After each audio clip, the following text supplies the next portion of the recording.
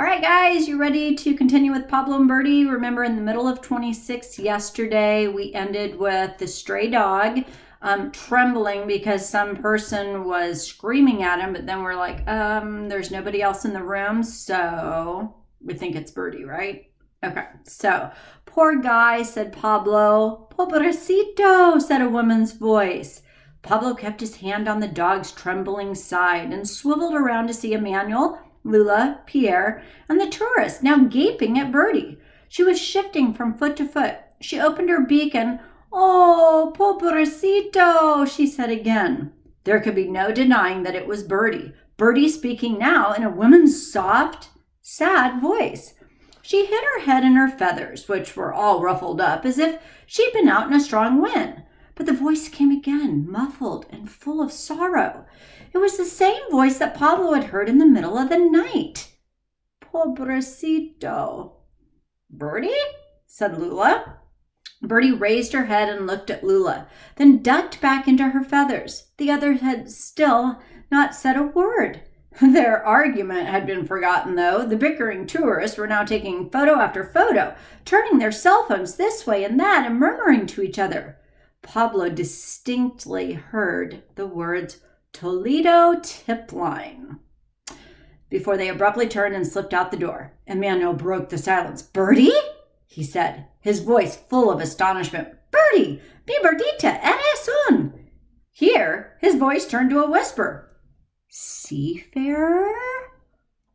At the word seafarer, whispered though it was, Pablo held his breath. Birdy was on the chair, huddled into herself with an air of misery. Tears were running down Lula's cheeks, while awe spread across Pierre's face. Emmanuel's eyes were filled with wonder. "Mondeo?" Pierre whispered. "All this time, all these years." They've all just figured it out, right? "It's a miracle," Emmanuel said. Lula tried to say something, but her voice was choked with tears. She got down on her knees and clasped her hands together and bowed her head. And Pablo? All Pablo could think of was getting to Birdy, picking her up off the chair where she kept shifting from foot to foot, the chair where she stood alone, the chair where anyone who looked into the bakery could see her. So many thoughts rushed through his mind. Birdy asleep on the Cuba suitcase next to his hammock, while the man's voice shouted in anger about a dog. Birdy silent while the committee gabbled and squawked around her. Birdy spreading her wings while Pablo almost flew her down to the beach. But one thought rose up bigger than all the others, which was Birdy needed him now more than ever before. He had to get to her. Pablo sat up, but as he started to stand, the dog heaved himself up, toenails clicking on the tile floor. His lopsided tail tucked itself down the way that Birdy had tucked her head into her feather, and he shoved his head into Pablo's neck, as if he was trying to hide himself. Trying to tell him to stay? Please do not leave? Pablo put an arm around him and hugged him close, but the dog just would not stop trembling. "It's a miracle," Emmanuel said again. "It is," Lula agreed, drying her tears. Birdy can talk. Birdy can talk. Wonder spread across her face, but then she shook her head as if trying to focus. It's a miracle that could actually become a tragedy. Are the rest of you thinking what I'm thinking? Toledo, the winds of change. The tip line, Emmanuel said. Lula nodded as well. Elmira and her henchmen are on their way, and the only thing they care about is finding a seafarer. We've got to help Birdy. On the chair, Birdy shifted her weight. She looked miserable as the dog on the floor. "No one here," Pablo whispered into the dog's ear. "The mean man, he's gone." He was never here at all. But as he said it, he knew that wasn't really quite true. In a way, I guess, the mean man had been there. His voice had anyway. Then another voice came back. Elmira's. Remember when she said, "Until we have a seafarer in captivity." "Stay here," Pablo whispered to the dog. "I must go. but you will be safe here." Birdy wasn't, though. So Pablo got to his feet, walked to the chair, and held out his arm to his bird. Now, a few others were down on the beach. A tattooed father carrying a baby, a woman collecting sand dollars, but not many people. Pablo went to the far end, where a disintegrating oyster boat leaned against some rocks. He sat down in the hole so that he and Birdy wouldn't be visible to anyone. She perched there on the bottom of the boat. Pablo felt for his necklace and closed his fingers around it. He turned it over and over until the leather cord was tied around his neck. Had his mother given it to him? Well, could his mother possibly be the woman with that soft, sad voice? Pobrecito Pablo. Maybe he hadn't been a horrible baby, screaming all the time so that whoever his parents had been, they were really happy to see him go.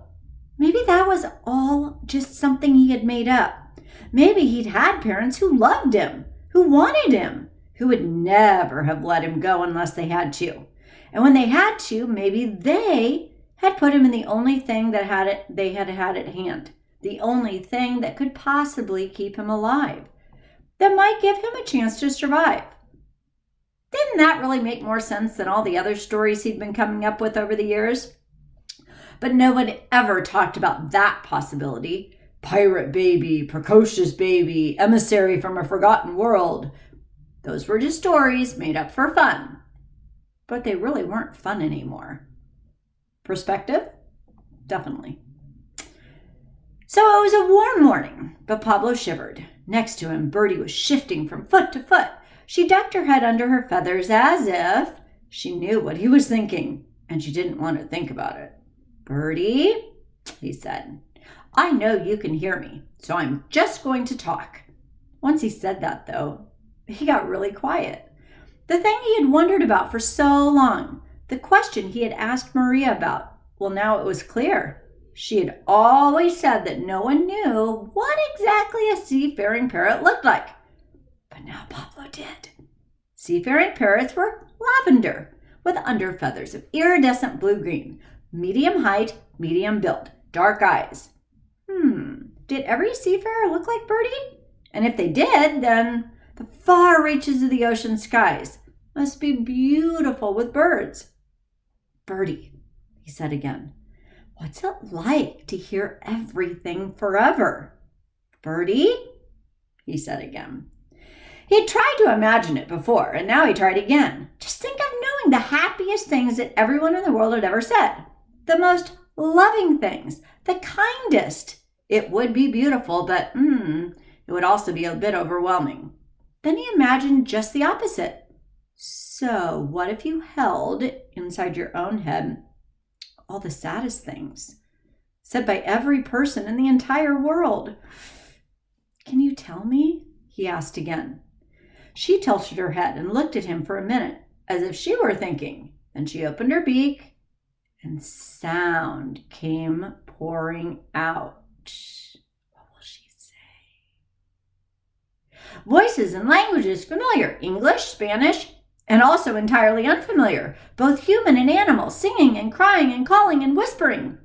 The natural world leaves in the wind, the crack of thunder, rain, first a patter, then a deluge, the howl of what might be a tornado. Pablo's head filled with noise, a cacophony of it. A man's voice shouting in anger, a child's shriek of fear, a woman's voice calling something over and over, the crack of a tree falling, the groan of wood pulling apart.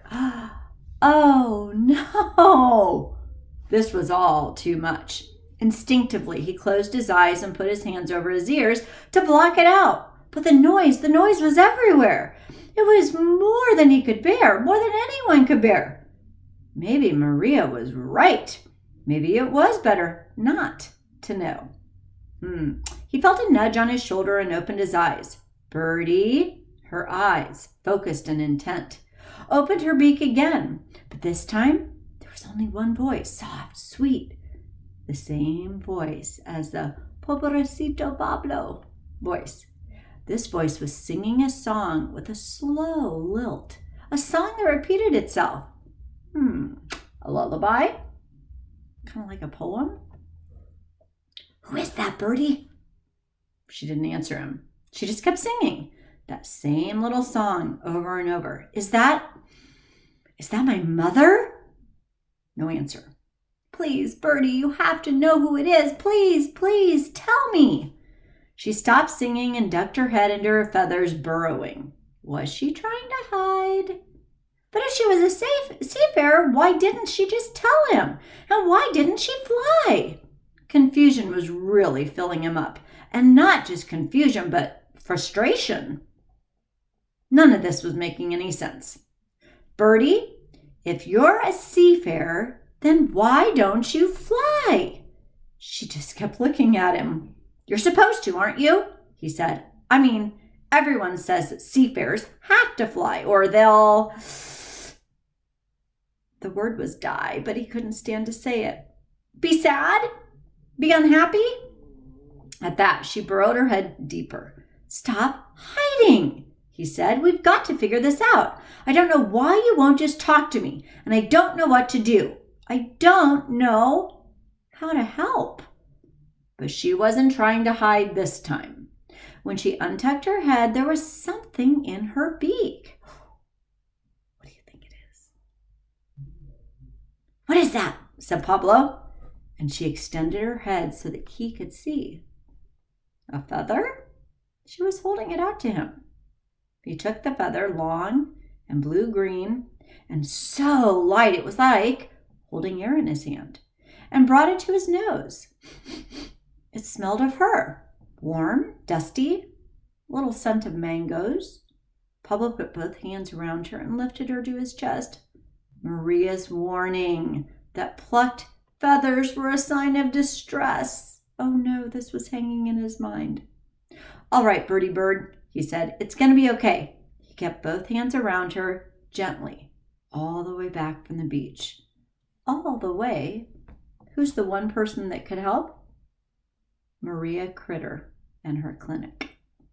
Okay, tomorrow we'll resume with chapter 27, which starts, Fear still prickled down the dog's back. Little anticipation. See you tomorrow.